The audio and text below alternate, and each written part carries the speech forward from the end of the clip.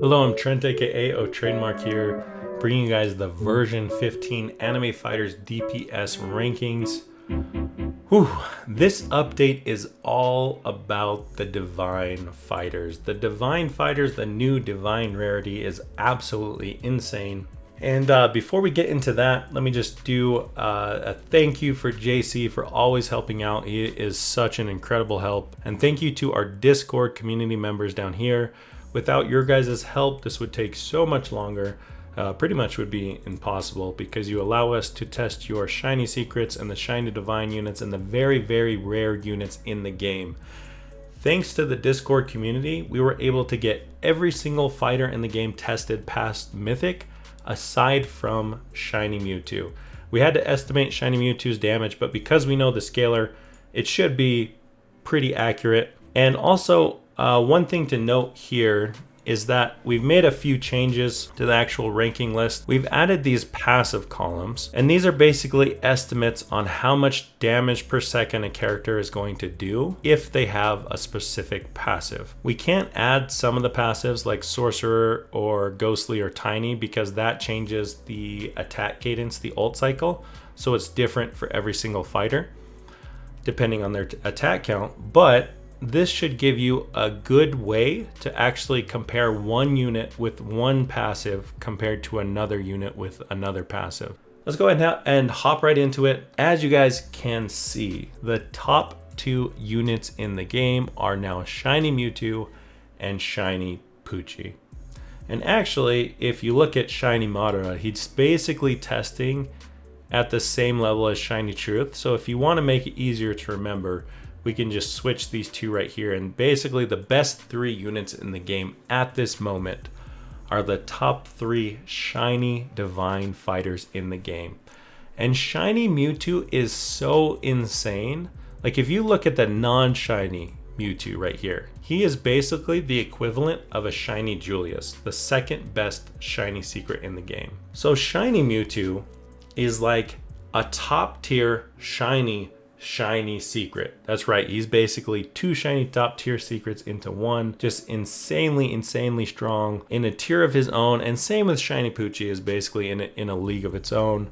These two fighters are just absolutely insane, and if you happen to be one of the very, very few people who have them, congratulations to you. Underneath shiny Madara, again, shiny Madara is basically like a shiny Truth, so he's the third best unit in the game essentially. And then we have the top two shiny secrets, still incredible units, very good if you happen to get them. Plus they cost a lot less than shiny divine units to level.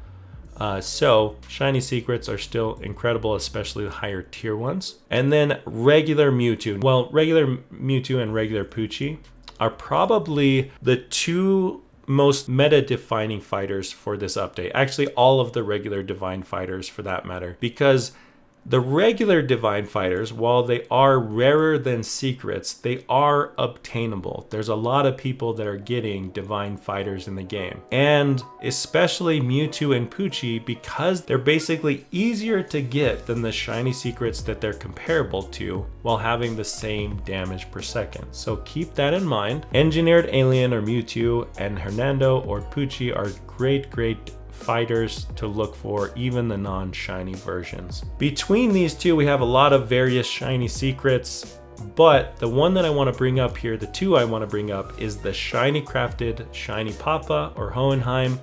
Shiny raid units are still incredibly powerful. Although they're not like top tier anymore, they're still very good.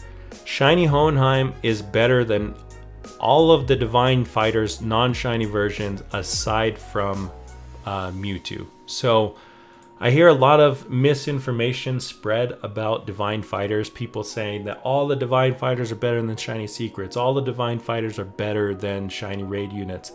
That is not the case. That is only the case for Mewtwo and Pucci for some of these down here. But for the most part, if you get a Madara or a Vegito, you're still going to be better off damage-wise going for one of the high world shiny raid fighters. Also, an interesting one to note right here is Shiny Vegito. So the worst divine fighter in the game, the shiny version of Vegito, is still basically like a high tier shiny secret. So he's still very good, but very expensive to level.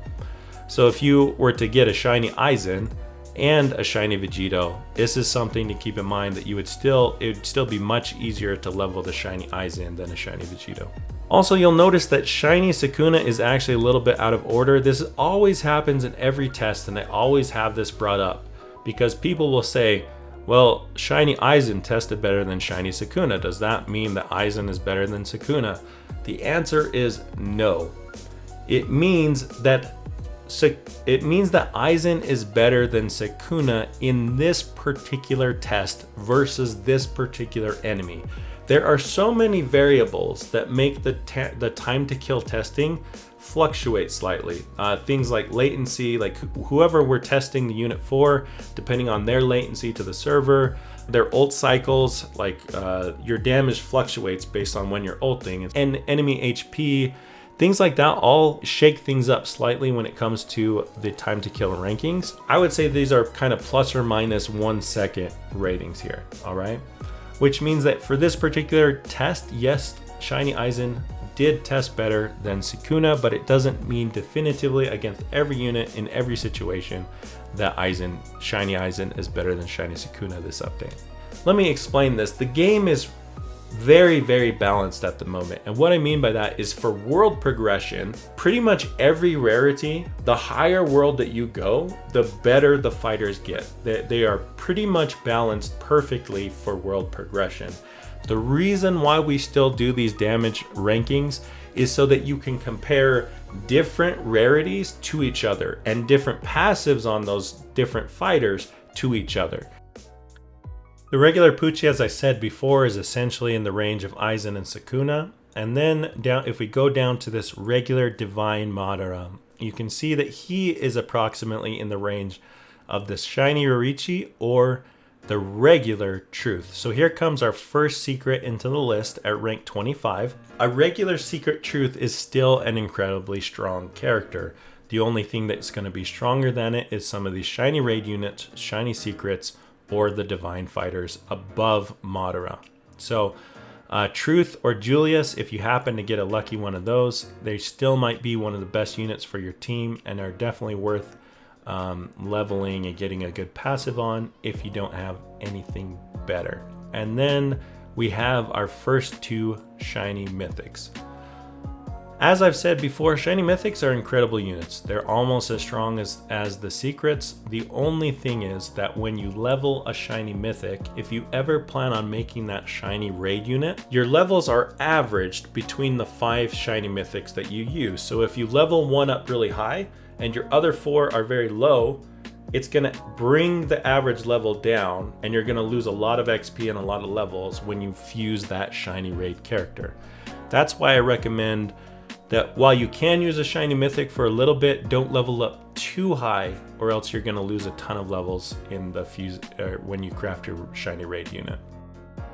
So next of all, let's talk about the regular divine Vegito. A lot of players are going back to Dragon Ball and they're using their max opens and their auto opens, and they're just AFK opening a ton of time in order to get divine Vegito. While Vegito is a strong fighter, I wouldn't recommend doing that. And the reason why is because Papa right here, the best raid unit in the game, is basically as strong as a Vegito, and you can guarantee yourself a Papa. You can guarantee yourself a Hohenheim because of Mythical Pity. You know exactly how many opens you need to open at the worst case scenario in order to get Papa. Plus, when you're rolling for a passive with Papa, it's only 2 shards per passive reroll versus 10 shards on Vegito. So you can see it's much easier to get a good passive on Papa, and they're basically comparable units, while Papa is guaranteed. One more benefit for going for Papa is that when you are opening in Full Metal Alchemist, all of the fighters that you're opening are extremely valuable XP. I've mentioned this many times on my stream. Levels are more valuable than rarity. As long as you have like a full team of raid units or above, it's better to get levels on your fighters than try to roll for very, very extremely rare units like shiny divine fighters or divine fighters. Again, while Vegito is good and all, don't waste weeks and weeks of progression sitting in Dragon Ball. It's much better to go for one of these guaranteed crafted units, get the XP, get the better passive, use those. It's going to be a much better value for you long term. Now underneath Papa we have a variety of different shiny raid units, mid tiers and kind of mid tier secrets as well. As I mentioned earlier, I wouldn't recommend explicitly going for any of these lower tier shiny raid units unless you have several shiny mythics already. As we go to get to these lower tier units, what I would say about any of these is below rank 65 is only used to transition to higher damage units. So if you find anything like this as you are leveling up or as you are rolling in the lower worlds, it is okay to use that, but strictly as a transition unit.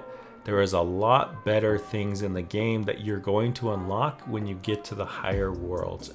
One last thing that I will say is if you absolutely have to go back to a previous world and you want to roll in one of those worlds to get a divine fighter, I recommend that the worlds that you open in are worlds 16, 11, and 6. That is Lucky Kingdom, Black Clover, Bleach, Empty Dimension, or Attack on Titan, the walled whatever. The reason why you roll in those cities is not only are those the cheapest places to get the best divine fighter for that section. So for example, Black Clover is the lowest world that you can get Mewtwo. Bleach is the lowest world that you can get Pucci. And Attack on Titan is the lowest world that you can get Madara. If you do want to go back, those are the worlds that you want to be opening in. And while you AFK open, it is very important that you AFK farm raid shards. You can see my video on how to do that for the best raid shard method. That way, when you actually, if you do get lucky enough to get a divine fighter, those are the shards that you actually need to roll passives on that particular divine fighter. So for example, Mewtwo requires Lucky Kingdom or Black Clover shards, Pucci requires Bleach shards, and Madara requires Attack on Titan shards, and then Vegito requires Dragon Ball shards. So, but because as I outlined before, Vegito isn't really worth going for, so the lowest I would actually go is one of those three worlds if you're going to go backwards. That way you can be doubling up. You can be going for a divine fighter, but then if you get a lucky secret or a lucky, you get some shiny mythics, you can craft the shiny raid characters from there, and you still have at least some type of upgrade for your team rather than purely opening in Dragon Ball and getting, potentially getting nothing. All right, so the last thing I want to show you guys is how you can actually use this passive comparison list. So let's say that you get a Pucci, and you get a Pucci with strong 1 on it. So your Pucci is doing approximately 82.8 billion damage per second. That's an incredible fighter. However, let's say that you also craft a shiny Demon Meliodas, right? Now a shiny Demon Meliodas only needs a strong 2 passive or better to be stronger than your strong 1 Pucci. You can see that here as you compare strong 1 Pucci to strong 2 Demon Meliodas. And then if you were to get a stronger passive like Giant or even Blessing, you can see that he is much stronger than Pucci. So some people think like, oh, I got a Madara and I don't have the shards to re-roll a good passive on him, but his base damage, like they just assume that he's better than any of their other fighters because he has a much higher base damage. But if you look at the actual damage per second, a Madara at 59.3 billion damage you can go all the way down here to like a Hohenheim, and a Hohenheim would only need strong 3 or better to be just flat out better than Madara. So you can see, you know, we look at Hohenheim's damage right here. If he got strong 3 or better, 69.5 billion damage versus Madara's, even with strong 1, he'd be 65.3 billion.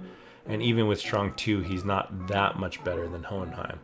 And if you happen to see my last video where I talked about the XP required to level per rarity, you can see that a divine unit requires 15 times more XP than a common, whereas a raid unit only requires 7 times more XP. So it's literally over twice as much XP required to level up Madara compared to Hohenheim, which is again why I bring up this chart and these passives is so that you can see how characters which are undervalued, like a regular raid unit, can get a really good passive for cheap because it's only 2 shards per reroll when you're rolling on the mythic before you craft. You could get a really good passive like a blessing or something, and it would be extremely good. Basically like a, you know, like a regular Pucci with strong 1. So anyways guys, I hope that this helps. I wish you all the best in going for these divine fighters that are now introduced to the game, but do keep in mind that they are extremely, very difficult to acquire. I'm still working on finding the exact formula for calculating their probability, but they are at least 10 times harder to get than a secret, so you could be spinning for a very long time if you're exclusively looking for divine fighters, which is why I still recommend going for the guaranteed units, the shiny raid crafted, the regular raid crafted. Some of the high tier regular secrets are now the easier units to actually go for. But that's it for me. Malo Alpito. Thanks for watching and peace. I'm out of here.